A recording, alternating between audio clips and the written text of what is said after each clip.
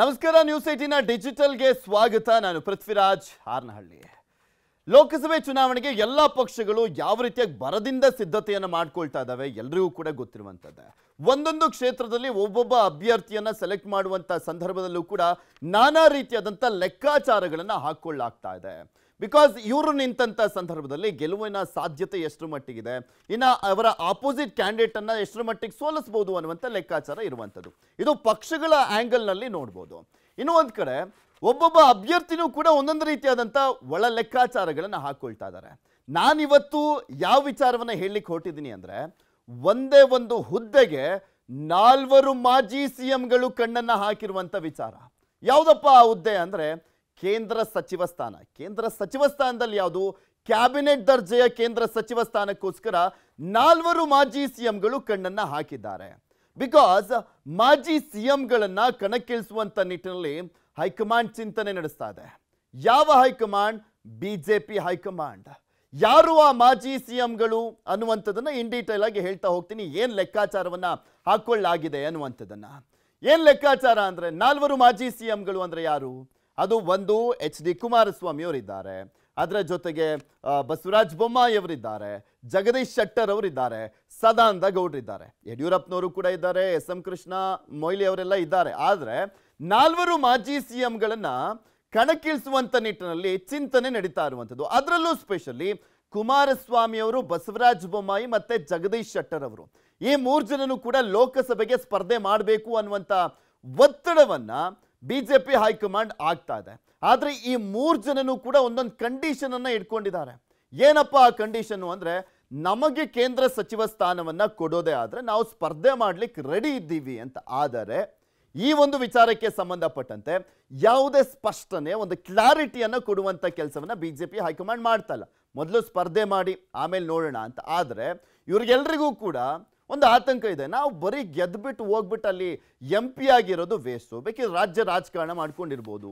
ಆದರೆ MP ಆಗಿಬಿಟ್ಟು ನಮ್ಮನ್ನ ಕೇಂದ್ರ ಸಚಿವರನ್ನಾಗಿ ಮಾಡಲಿಲ್ಲ ಅಂದರೆ ಅದೊಂದು ರೀತಿಯಾದಂಥ ಮುಜುಗರದ ಪರಿಸ್ಥಿತಿ ಅನ್ನುವಂಥ ಒಂದು ಲೆಕ್ಕಾಚಾರ ಇರುವಂಥದ್ದು, ಸ್ಪೆಷಲಿ ಬೊಮ್ಮಾಯಿ ಮತ್ತು ಕುಮಾರಸ್ವಾಮಿ ಅವರಲ್ಲಿ.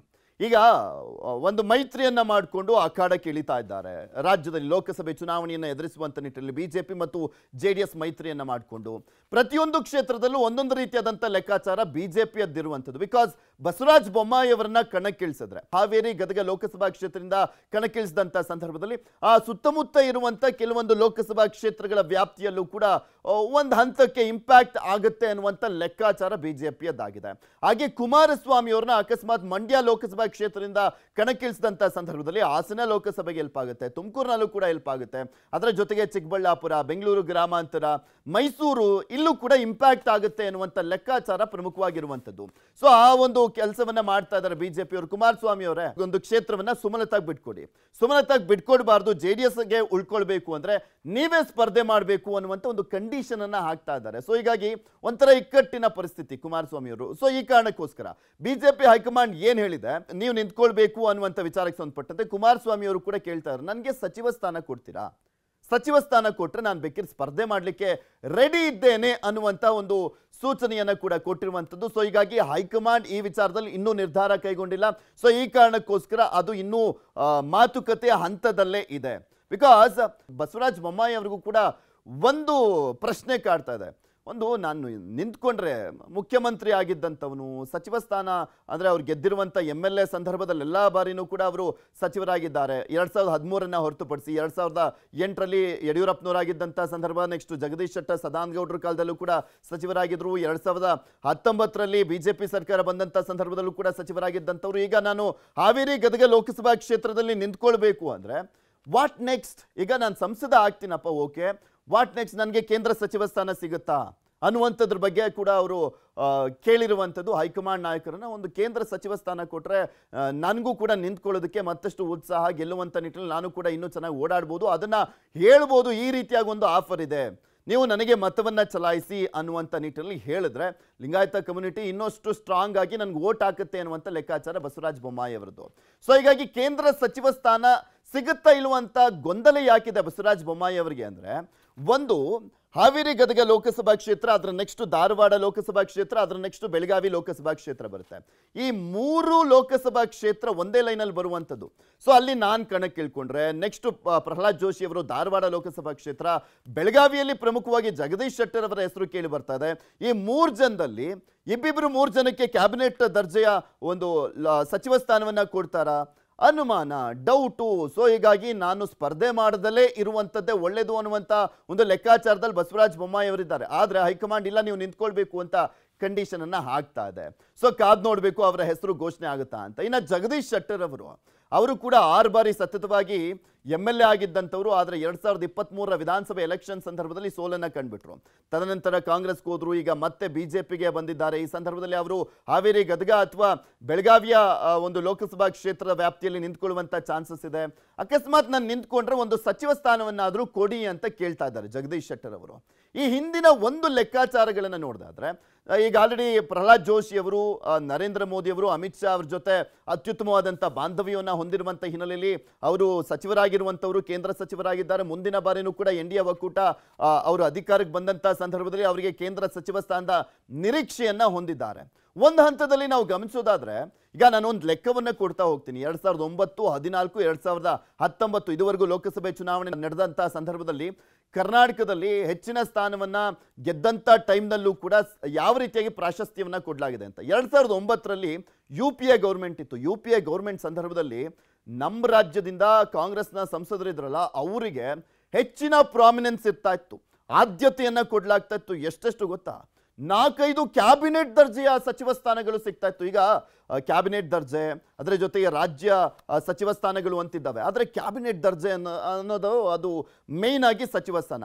2009ರ ಸಂದರ್ಭದಲ್ಲಿ UPA 2 ಗೌರ್ಮೆಂಟ್ ಇದ್ದಾಗ ನಮ್ಮ ರಾಜ್ಯದಿಂದ ಮಲ್ಲಿಕಾರ್ಜುನ್ ಖರ್ಗೆ ಅವರು, SM ಕೃಷ್ಣ ಅವರು, ವೀರಪ್ಪ ಮೊಯ್ಲಿ ಅವರು, ಆಸ್ಕರ್ ಫರ್ನಾಂಡಿಸ್ ಅವರು, ಈ ರೀತಿಯಾಗಿ 4-5 ಜನ ಎಲ್ಲ ಕ್ಯಾಬಿನೆಟ್ ದರ್ಜೆಯ ಸಚಿವರಾಗಿದ್ದಂಥವ್ರು. ಕಾಂಗ್ರೆಸ್ ಗೌರ್ಮೆಂಟ್ ಅಲ್ಲಿ ಆಕ್ಚುಲಿ ಕರ್ನಾಟಕದ ಸಂಸದರುಗಳಿಗೆ, ನಾಯಕರುಗಳಿಗೆ ಹೆಚ್ಚಿನ ಪ್ರಾಶಸ್ತ್ಯವನ್ನ ಕೊಡಲಾಗ್ತಾ ಇತ್ತು. ಆದರೆ 2014ರ ಸಂದರ್ಭದಲ್ಲಿ ಬಿಜೆಪಿ ಗೌರ್ಮೆಂಟ್ ಬಂದಂತ ಸಂದರ್ಭದಲ್ಲಿ ಅತಿ ಹೆಚ್ಚಿನ ಸ್ಥಾನ ದಕ್ಷಿಣ ಭಾರತದಲ್ಲಿ ಬಿಜೆಪಿ ಗೆದ್ದಿದ್ದರೂ ಕೂಡ ನಮಗೆ ಸಿಕ್ಕಿರುವಂಥ ಸಚಿವ ಸ್ಥಾನಗಳ ಒಂದು ಪ್ರಾತಿನಿಧ್ಯತೆಯನ್ನು ಗಮನಿಸೋದಾದ್ರೆ ಅಷ್ಟಕ್ಕಷ್ಟೇ. ಬಿಕಾಸ್ 2014ನ ಲೆಕ್ಕ ಕೊಟ್ಟರೆ ಕ್ಯಾಬಿನೆಟ್ ದರ್ಜೆ ನಾನು ಹೇಳ್ತಾ ಇರೋದು, 2014ರ ಲೆಕ್ಕ ಕೊಡೋದಾದ್ರೆ ಅನಂತ್ ಕುಮಾರ್ ಅವರು, ನಂತರ ಸದಾನಂದ ಗೌಡರು, ಇವರಿಬ್ಬರೇ ಕ್ಯಾಬಿನೆಟ್ ದರ್ಜೆಯ ಸಚಿವರಾಗಿದ್ದಂಥವ್ರು. ಇನ್ನು ಉಳಿದಂಥವ್ರು ಎಲ್ಲರೂ ಕೂಡ ರಾಜ್ಯ ಸಚಿವ ಸ್ಥಾನವನ್ನು ಅಲಂಕರಿಸಿದಂಥವ್ರು. ಈಗ ಅನಂತ್ ಕುಮಾರ್ ಹೆಗಡೆ ಅವರು ಸತತವಾಗಿ 6 ಬಾರಿ ಗೆದ್ರು ಕೂಡ ರಾಜ್ಯ ಸಚಿವ ಸ್ಥಾನ. ರಮೇಶ್ ಜಿಗಜಿಣಗಿ ಅವ್ರಿಗೂ ಕೂಡ ರಾಜ್ಯ ಸಚಿವ ಸ್ಥಾನ. ಇನ್ನು GM ಸಿದ್ದೇಶ್ವರ್ ಅವ್ರಿಗೂ ಕೂಡ ಬರೀ ರಾಜ್ಯ ಸಚಿವ ಸ್ಥಾನವನ್ನು ಕೊಡಲಾಗಿತ್ತು. ಇನ್ನು 2019ರ ಎಲೆಕ್ಷನ್ ಅಲ್ಲಿ 25 ಸ್ಥಾನವನ್ನು ಗೆದ್ದಿದ್ದು. ಇಡೀ ದಕ್ಷಿಣ ಭಾರತದಲ್ಲಿ ಬಿಜೆಪಿ ಗೆದ್ದಿದ್ದು ಬರೀ 30 ಸ್ಥಾನ. ಆದರೆ 25 ಸ್ಥಾನ ಬರೀ ಕರ್ನಾಟಕ ಒಂದರಲ್ಲಿ ಗೆದ್ದರೂ ಕೂಡ ರಾಜ್ಯಕ್ಕೆ ಸಿಕ್ಕಂತಹ ಒಂದು ಮಂತ್ರಿ ಸ್ಥಾನಗಳೆಷ್ಟು? ಈಗ ಅಟ್ ಪ್ರೆಸೆಂಟ್ ಲೆಕ್ಕ ಕೊಡೋದಾದ್ರೆ ಒಬ್ಬರೇ ಒಬ್ರು ಕ್ಯಾಬಿನೆಟ್ ದರ್ಜೆಯ ಸಚಿವರಿರುವಂಥದ್ದು ಪ್ರಹ್ಲಾದ್ ಜೋಶಿ ಅವರು.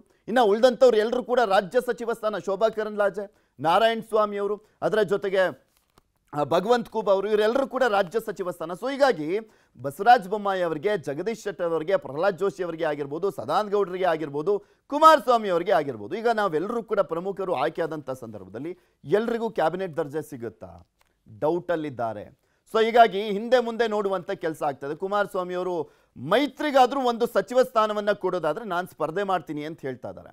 ಬಿಕಾಸ್ ಎಲ್ಲ ಮೈತ್ರಿಕೂಟದ ಪಕ್ಷಗಳಿಗೂ ಕೂಡ ಮಿನಿಮಮ್ ಅಂದ್ರೂ ಒಂದು ಸಚಿವ ಸ್ಥಾನವನ್ನ NDA ಒಕ್ಕೂಟದಲ್ಲಿ ಕೊಡ್ಲಾಗ್ತಾ ಇರುವಂಥ ಹಿನ್ನೆಲೆಯಲ್ಲಿ ಒಂದು ಸಚಿವ ಸ್ಥಾನ ನಮಗೆ ಕೊಡಿ ಅಂತ ಕೇಳ್ತಾ ಇದ್ದಾರೆ. ಆದರೆ ಅದು ಕ್ಯಾಬಿನೆಟ್ ದರ್ಜೆಯ ಸಚಿವ ಸ್ಥಾನ ಆದರೆ ಮಾತ್ರ ನಾನು ಸ್ಪರ್ಧೆ ಮಾಡ್ತೀನಿ ಅಂತ ಒಂದು ಕಂಡೀಷನ್ ಅನ್ನು ಕೂಡ ಹಾಕಿರುವಂಥದ್ದು.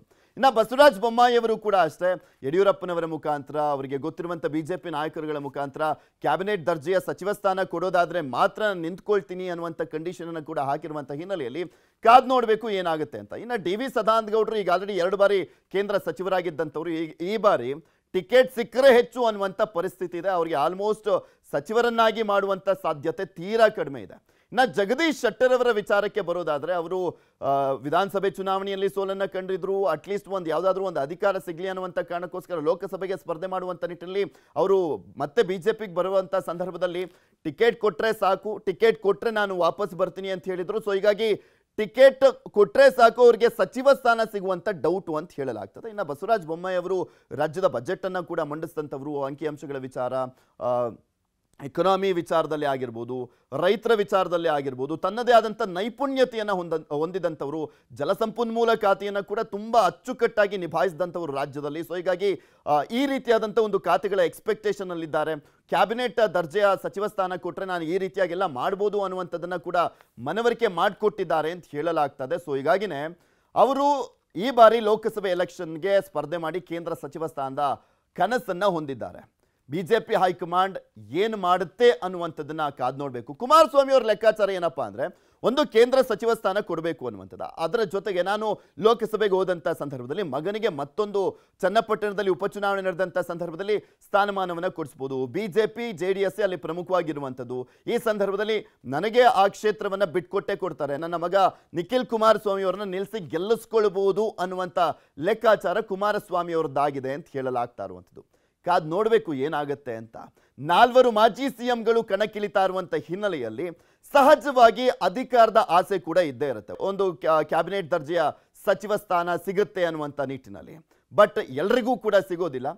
ಯಾರು ನಿಂತ್ಕೊಂಡಂಥ ಸಂದರ್ಭದಲ್ಲಿ ಯಾರಿಗೆ ಮಣಿಯನ್ನು ಹಾಕುತ್ತೆ ಬಿಜೆಪಿ ಹೈಕಮಾಂಡ್ ಅನ್ನುವಂಥದ್ದು ಕೂಡ ಅಷ್ಟೇ ಕುತೂಹಲ ಕೆಡೆ ಮಾಡಿಕೊಟ್ಟಿದೆ. ಇನ್ನೇನು ಇವತ್ತು ಸಂಜೆ ಟಿಕೆಟ್ ಘೋಷಣೆ ಆಗುತ್ತೆ. ನಿಜಕ್ಕೂ ಇವರೆಲ್ಲರೂ ಕೂಡ ಸ್ಪರ್ಧೆಯನ್ನು ಮಾಡ್ತಾರೆ, ಇವ್ರಿಗೆಲ್ಲರಿಗೂ ಕೂಡ ಟಿಕೆಟ್ ಸಿಗುತ್ತಾ ಅನ್ನುವಂಥದ್ದನ್ನ ಕಾದ್ ನೋಡಬೇಕು.